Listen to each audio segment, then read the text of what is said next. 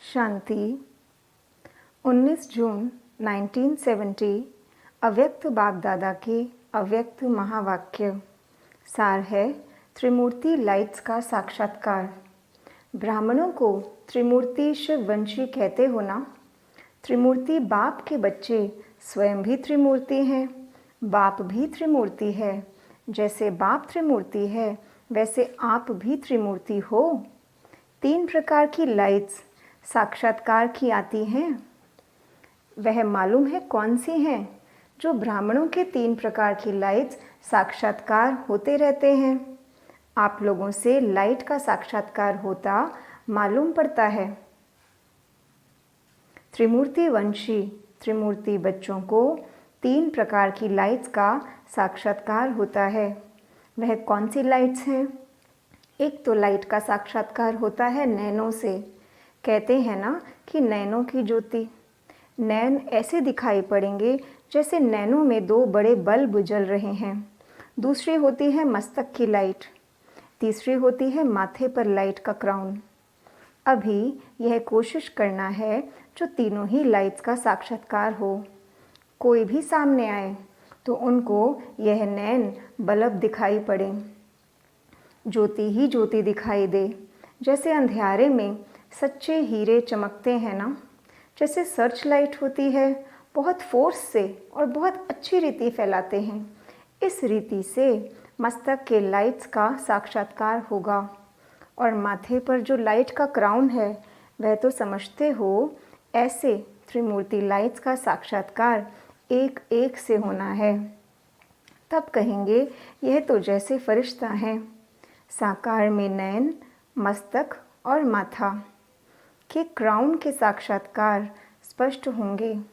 नैनों तरफ देखते देखते लाइट देखेंगे। तुम्हारी लाइट को देख दूसरे भी जैसे लाइट हो जाएंगे। कितने भी मन से वह स्थिति में भारीपन हो, लेकिन आने से ही हल्का हो जाए, ऐसी स्टेज अब पकड़नी है। क्योंकि आप लोगों को देखकर और सभी भी अपनी स्थिति ऐसी करेंगे। अभी से ही अपना गायन सुनेंगे। द्वापर का गायन कोई बड़ी बात नहीं है, लेकिन ऐसे साक्षात्कार मूर्त और साक्षात मूर्त बनने से अभी का गायन अपना सुनेंगे। आपके आगे आने से लाइट ही लाइट देखने में आएगी। ऐसे होना है। मधुबन ही लाइट का घर हो जाएगा। यह दीवे आदि देखते भी जैसे कि नहीं देखेंगे। जैसे वतन में लाइट ही लाइट देखने में आती है ना, वैसे यह स्थूल वतन लाइट का हाउस हो जाएगा। जब आप चैतन्य लाइट हाउस हो जाएंगे तो फिर या मधुबन भी लाइट हाउस हो जाएगा। अभी यह है लास्ट पढ़ाई की लास्ट सब्जेक्ट। प्रैक्टिकल में थ्योरी का कोर्स समाप्त हुआ, प्रैक्टिकल कोर्स की लास्ट सब्जेक्ट है। इस लास्ट सब्जेक्ट में बहुत फास्ट पुरुषार्थ करना पड़ेगा।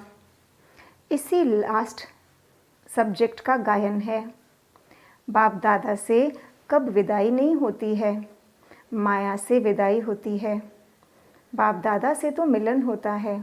यह थोड़े समय का मिलन सदा का मिलन करने के निमित्त बन जाता है। बाप के साथ गुण और कर्तव्य मिलना ही मिलन है। यही प्रयत्न सदैव करते रहना है। अच्छा, संकल्पों को ब्रेक लगाने का मुख्य साधन कौन सा है मालूम है? जो भी कार्य करते हो तो करने से पहले सोचकर फिर कार्य शुरू करो। जो कार्य करने जा रहा हूँ वह बाप दादा का कार्य है, मैं निमित्त हूँ। जब कार्य समाप्त करते हो तो जैसे यज्ञ रचा जाता है ना, तो समाप्ति समय आहुति दी जाती है। इस रीति जो कर्तव्य किया और जो परिणाम निकला वह बाप को समर्पण, स्वाहा कर दिया। फिर कोई संकल्प नहीं, निमित्त बन कार्य किया और जब कार्य समाप्त हुआ तो स्वाहा किया। फिर संकल्प क्या चलेगा? जैसे आग में चीज़ डाली जाती है तो फिर नाम निशान नहीं रहता, वैसे हर चीज़ की समाप्ति में संपूर्ण स्वाहा करना है। फिर आपकी जिम्मेवारी नहीं। जिसके अर्पण हुए फिर जिम्मेवार वह हो जाते हैं ना। फिर संकल्प काहे का? जैसे घर में कोई बड़ा होता है तो जो भी काम किया जाता है तो बड़े को सुनाकर खाली हो जाएंगे। वैसे ही जो कार्य किया, समाचार दिया, बस अव्यक्त रूप को सामने रख यह करके देखो। जितना जो सहयोगी बनता है उनको एक्स्ट्रा सहयोग देना पड़ता है। जैसे अपनी आत्मा की उन्नति के लिए सोचते हैं, इस रीति शुद्ध भावना, शुभ चिंतक और शुभ चिंतन के रूप में एक्स्ट्रा मदद दोनों रूप से किसी भी आत्मा को विशेष सहयोग दे सकते हो। देना भी चाहिए, इससे बहुत मदद मिलेगी। जैसे कोई गरीब को अचानक बिगर मेहनत प्राप्ति हो जाती है, उस रीति जिस भी आत्मा के प्रति एक्स्ट्रा सहयोग दिया जाता है वह आत्मा भी महसूस करती है कि हमको विशेष मदद मिली है। साकार रूप में भी एक्स्ट्रा कोई आत्मा को सहयोग देने का सबूत करके दिखाया ना, उस आत्मा को स्वयं भी अनुभव हुआ। यह सर्विस करके दिखानी है। जितना जितना आप सूक्ष्म होते जाएंगे उतना यह सूक्ष्म सर्विस भी बढ़ती जाएगी। स्थूल के साथ सूक्ष्म का प्रभाव जल्दी पड़ता है और सदाकाल के लिए बाप दादा भी विशेष सहयोग देते हैं। एक्स्ट्रा मदद का अनुभव होगा, मेहनत कम, प्राप्ति अधिक। अच्छा, बाप दादा बच्चों से जितना अविनाशी स्नेह करते हैं उतना बच्चे अविनाशी स्नेह रखते हैं। यह अविनाशी स्नेह यही एक धागा है जो 21 जन्मों के बंधन को जोड़ता है। जो भी अटूट स्नेह, जितना पक्का धागा होगा उतना ही ज़्यादा समय चलता है। यह संगम का समय 21 जन्मों को जोड़ता है। इस संगम के युग का एक एक संकल्प, एक एक कर्म 21 जन्म के बैंक में जमा होता है। इतना अटेंशन रख कर फिर संकल्प भी करना, जो करूँगा वह जमा होगा। तो कितना जमा होगा? एक संकल्प भी व्यर्थ न हो। एक संकल्प भी व्यर्थ हुआ तो जमा कट हो जाता है।